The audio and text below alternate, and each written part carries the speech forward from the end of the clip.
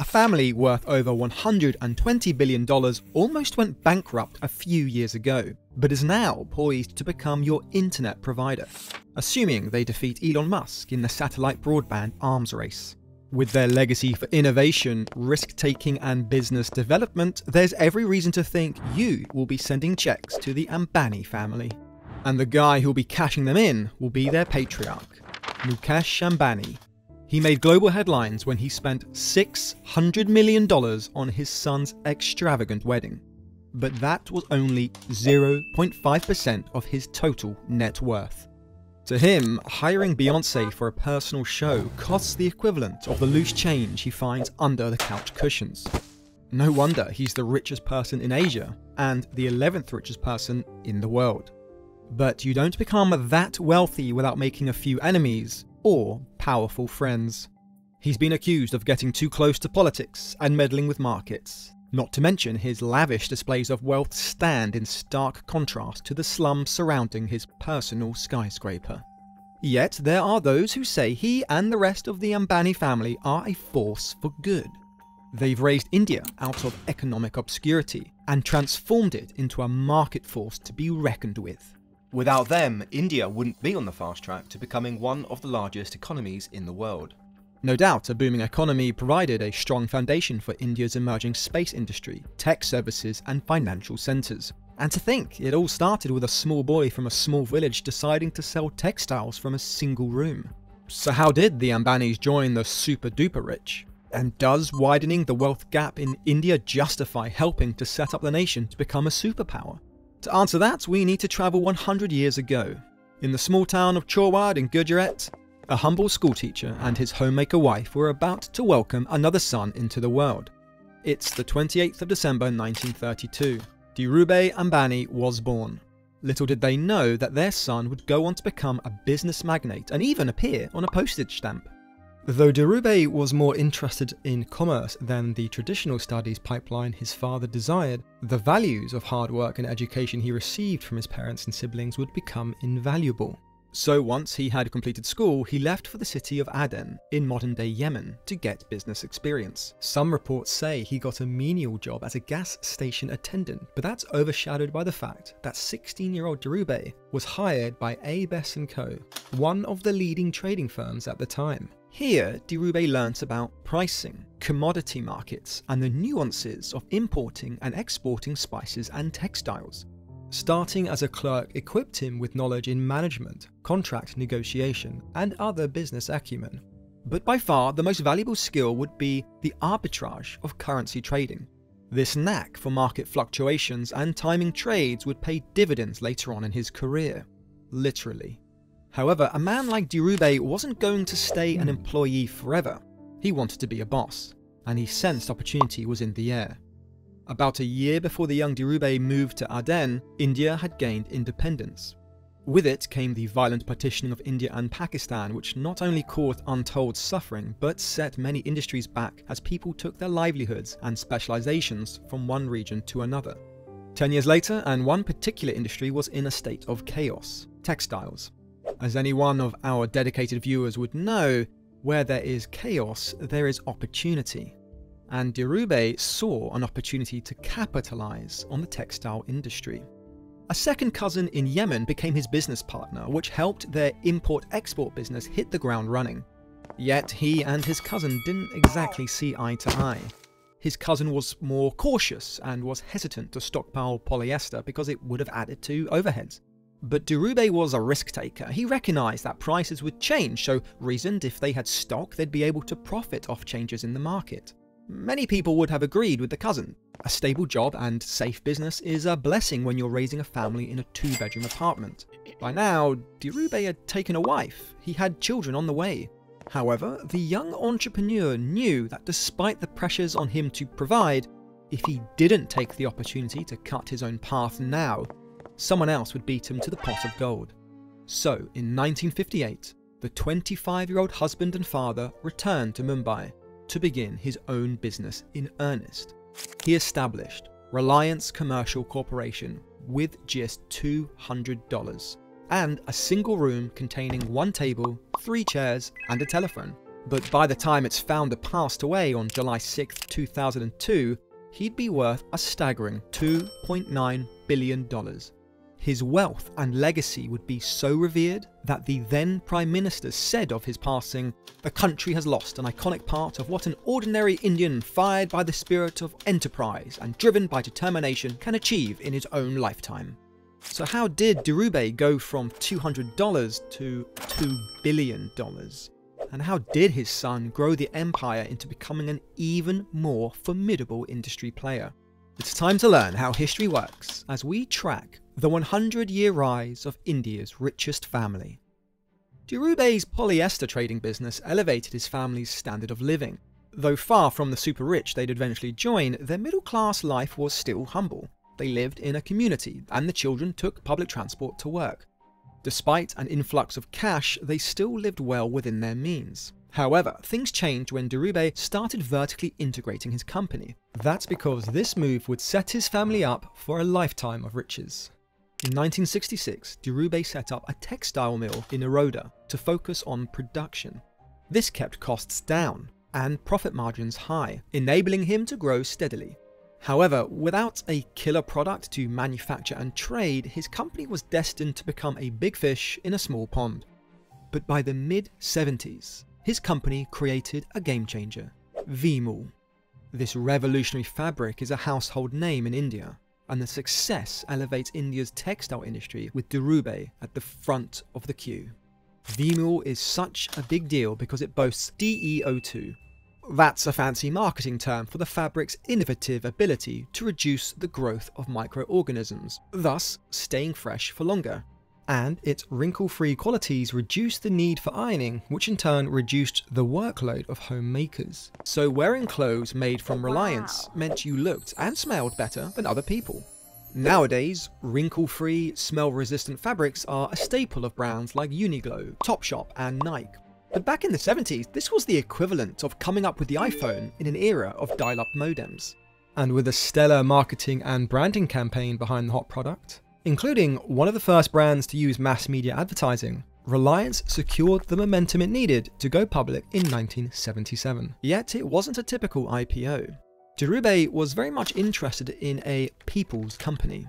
Though other companies lined up for a slice of the pie, Reliance was able to attract many first-time investors, especially from the middle class. People were lining up to get their hands on the share offerings, and the confidence in the company effectively democratized shareholding among a loyal fan base of investors. You can't buy confidence like that. So how much did it initially raise? In US dollars, it was about $3 million. That's by no means the type of cash you'd like to drop in the street, but for a company of that size and potential, it was relatively modest, especially when compared to modern-day IPOs. But in some ways, this was the perfect result because it meant Reliance could fund backwards integration without startling competitors. Dhirubhai diverted some of this new cash into acquiring sources for raw materials. That way, he could bolster profit margins and trim costs. By now, shareholders weren't just investing financially, but emotionally. The growth of Reliance ran parallel to the growth of India. However, some might say it was the other way around. With the country backing him to do well, Dhirubhai must have felt immense pressure. Yet he could see that streamlining his operation couldn't escape that his growth had a ceiling.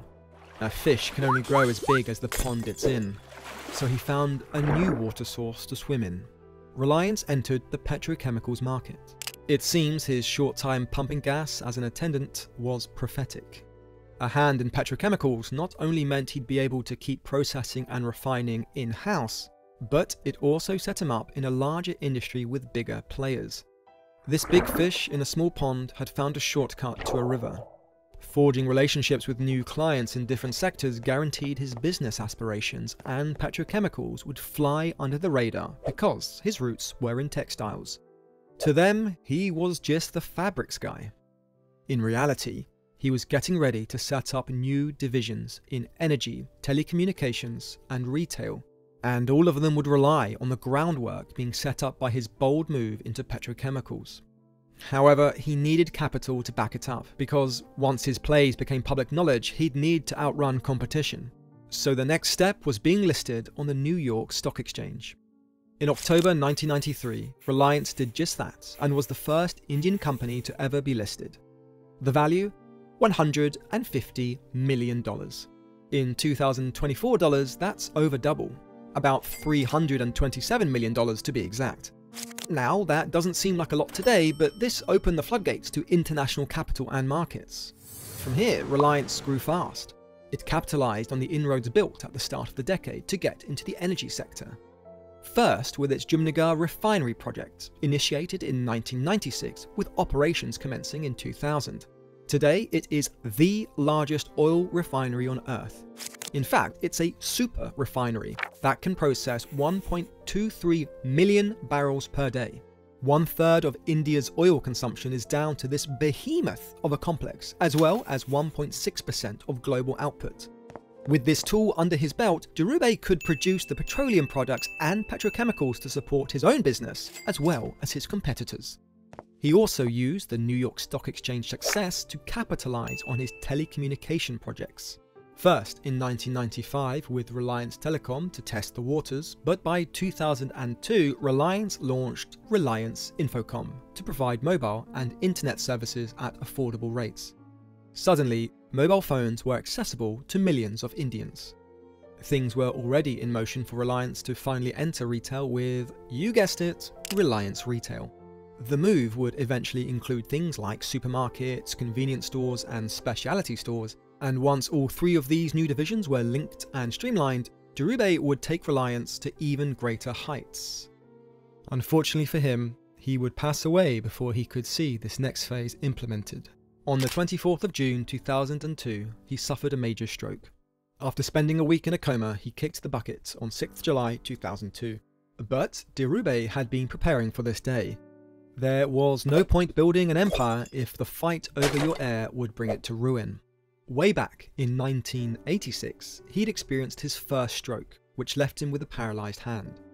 In the wake of a brush with death, he handed control over to his two sons, Mukesh and Anil, at least on paper. You'd have to be too trusting of billionaires to think that one would hand over his money-making machine without pulling the strings behind the scenes. But perhaps I'm being too cynical.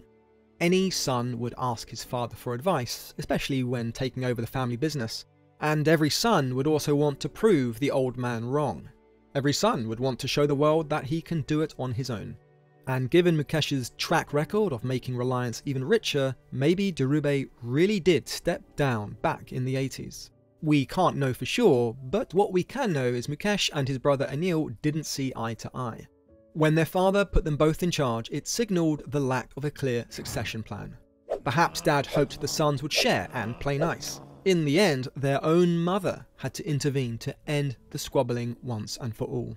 Anil took over the communication, energy and emerging entertainment divisions. Mukesh got the core textile business, petrochemical and oil refining divisions. This made sense because it lined up with his own experience and education. He studied chemical engineering at Mumbai's prestigious ICT, then pursued an MBA at Stanford. However, he dropped out to help with Reliance's burgeoning textile business.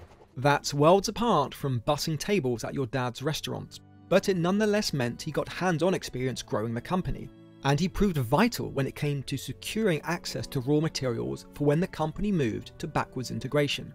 By comparison, Anil was better suited for financial strategy and investor relations. He studied business administration and management at the Wharton School at the University of Pennsylvania. He joined Reliance back in the 80s to focus on growth and helped raise additional capital. Undoubtedly, both sons were primed for success, with their futures set out for them, and their futures paid for. But when it came to put theory into practice, they'd both rolled up their sleeves and got down in the trenches. They're hardly like the son of Bill Koch, whose resume is nothing more than spending his dad's cash making the world's ugliest shirts. With Mukesh as Kirk and Anil as Spock, they were ready to take Reliance to a place no business had ever gone before.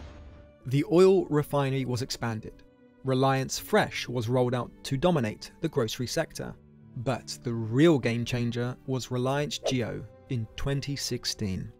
With rapid network expansion, affordable data plans, and its own digital ecosystem, Reliance revolutionized the telecommunications industry once again. It got Indians connected to high-speed internet and smartphones, especially in rural areas. Competitors tried to slash prices to compete with Reliance's services, but it wasn't enough. By 2020, Reliance had become India's biggest telecom operator in terms of revenue and subscriber base. By 2023, its subscriber base was over 450 million. That makes it one of the largest networks in the world. Now, access to online education, entertainment, and e-commerce is a normal thing in India. The success thrust Mukesh into the spotlight and helped him surpass other billionaires to become Asia's richest man. But as much as it highlighted the Ambanis' forward thinking, it also raised questions about their wealth and power. Take Mukesh's home. The custom-built 27-story skyscraper took a team of international architects and $2 billion to make. It can withstand an 8.0 earthquake and comes with an array of luxury amenities. We're talking multi-level parking, ballrooms, cinemas, 3 helipads, a snow room and a private ice cream parlour, plus 600 full-time staff to keep everything running smoothly. As indulgent as his James Bond villain-esque layer is, criticism fell on where the skyscraper was built. Mumbai still experiences widespread poverty, and nowhere is it more obvious than in the slums that are a stone's throw away from Mukesh Ambani's home address. But even if you hadn't heard of his skyscraper, you'd have heard of his other spending. When his daughter married in 2018, he splashed out 100 million on the Indian wedding of the century. Guests included Bollywood royalty and Hillary Clinton, with a performance from Beyonce. Yet that was nothing compared to his son's nuptials. When 20-year-old Anant married Radhika Merchant, the daughter of a pharmaceutical tycoon, it was described as India's own royal wedding. Costs range between 300 million to 600 million, but even if we take the higher price tag, that's still barely 0.5% of his total wealth. And the guest list was just as impressive. Politicians, including India's then Prime Minister Narendra Modi, plus the likes of Britain's leaders like Boris Johnson and Tony Blair, celebrities like the Beckhams and Kim and Khloe Kardashian, and of course Bollywood's biggest stars like Shah Rukh. Adele was rumoured to perform too, which goes to show how much of an extravaganza the affair was. However, all that attention brings scrutiny and danger. In 2011, a car filled with explosives was discovered outside Mukesh's residency. The car's owner had reported it stolen, but was discovered murdered in a creek. In the end, a former police officer was charged with the killing and attempted bomb plot. So even with an A-list security team on the payroll, the Ambani family needs to take precautions. Yet their downfall could come from within. Anil Ambani faced bankruptcy in 2020 when he defaulted on loans worth billions. His fall from 6th richest person in the world got him banned from the securities market for 5 years, when it came to light that he had orchestrated a fraudulent scheme while chairman. In fact, accusations of criminality have dogged the Ambani family throughout their entire rise. Dhirubhai had been accused of using friendly brokers to artificially inflate Reliance's stock prices during the 80s, as well as using his political connections to secure licenses and permits and skirt regulations. Mukesh was caught up in a gas pricing controversy when he was accused of overcharging the government for gas extraction. There were even allegations that Reliance Industries were involved in corporate espionage, though direct evidence connecting to Mukesh was limited.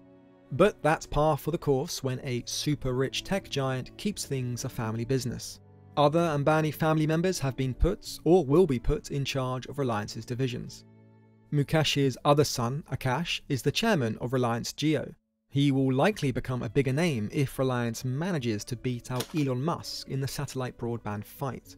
So get ready for the family's telecommunications to revolutionize society for a third time.